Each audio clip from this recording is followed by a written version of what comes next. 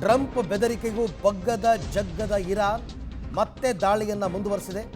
ಅದರಲ್ಲೂ ಇರಾಕ್ನ ಕುರ್ದಿಶ್ ಪ್ರದೇಶದ ಮೇಲೆ ಡ್ರೋನ್ ದಾಳಿಯನ್ನು ನಡೆಸಿದೆ.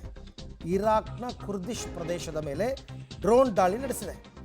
ಇರಾನ್ನ ದಾಳಿಗೆ ಇಬ್ಬರು ಕುರ್ದಿಸ್ತಾನಿಗಳು ಬಲಿಯಾಗಿದ್ದಾರೆ. ಇರಾಕ್ನಲ್ಲಿ ಡ್ರೋನ್ ದಾಳಿಗೆ ಇರಾಕ್ನ ಅಧಿಕಾರಿಗಳು ಈಗ ನಿಗಿ ಅಂತ ಇದ್ದಾರೆ. ನಮ್ಮ ದೇಶದ ನೆಲದ ಮೇಲೆ ಯಾಕೆ ಹೊಡೆದ್ರಿ, ನಮ್ಮ ದೇಶದ ಪ್ರಜೆಗಳನ್ನು ಯಾಕೆ ಸಾಯಿಸಿದ್ರಿ ಅಂತ. ಆದರೂ ಕೂಡ ಇರಾನ್ ಕೇಳ್ತಾ ಇಲ್ಲ. ಇರಾಕ್ ಮೇಲೆ ಅಟ್ಯಾಕ್ ಮಾಡಿದೆ. ಈ ಹಿಂದೆ 1980ರಿಂದ 88 ತನಕ ಇರಾನ್ ಯುದ್ಧ ನಡೆದಿತ್ತು, ನಿಮಗೆ ಗೊತ್ತಿರಬೇಕು.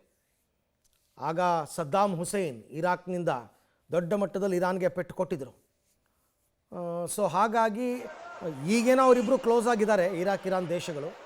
ಆದರೂ ಈ ದಾಳಿ ಪ್ರತಿದಾಳಿಗಳು ಮುಂದುವರಿತಾರೆ. ಇರಾನ್ ಮತ್ತೆ ದಾಳಿಯನ್ನು ಮುಂದುವರಿಸಿರೋ ದೃಶ್ಯವನ್ನು ತಾವೀಗ ನೋಡ್ತಾ ಇದ್ದೀರಾ. ಅಂದರೆ ಅಲ್ಲಿಗೆ ಒಂದು ಸ್ಪಷ್ಟ ಸಂದೇಶ, ನಾವು ಯಾವುದಕ್ಕೂ ಬಗ್ಗಲ್ಲ, ನಾವು ದಾಳಿಯನ್ನು ಮುಂದುವರಿಸ್ತೀವಿ ಅಂತ ಇರಾಕ್ನ ಕುರ್ದಿಶ್ ಪ್ರದೇಶದ ಮೇಲೆ ಡ್ರೋನ್ ದಾಳಿಯನ್ನು ನಡೆಸಿದೆ. ಇರಾನ್ನ ದಾಳಿಗೆ ಇಬ್ಬರು ಕುರ್ದಿಸ್ತಾನಿಗಳು ಬಲಿಯಾಗಿದ್ದಾರೆ. ಇರಾಕ್ ಕೂಡ ಸಿಟ್ಟು ಮಾಡಿಕೊಂಡಿದೆ. ಆದರೆ ಅವ್ರಿಗೂ ಏನೂ ಮಾಡೋದಕ್ಕಾಗ್ತಾ ಇಲ್ಲ. ಅಮೇರಿಕಾದ ಸೇನಾ ನೆಲೆಗಳನ್ನು ಗುರಿಯಾಗಿಸಿ ನಾವು ದಾಳಿ ಮಾಡ್ತಾ ಇದ್ದೀವಿ ಅಂತ ಅವರು ಹೇಳ್ತಾ ಇದ್ದಾರೆ.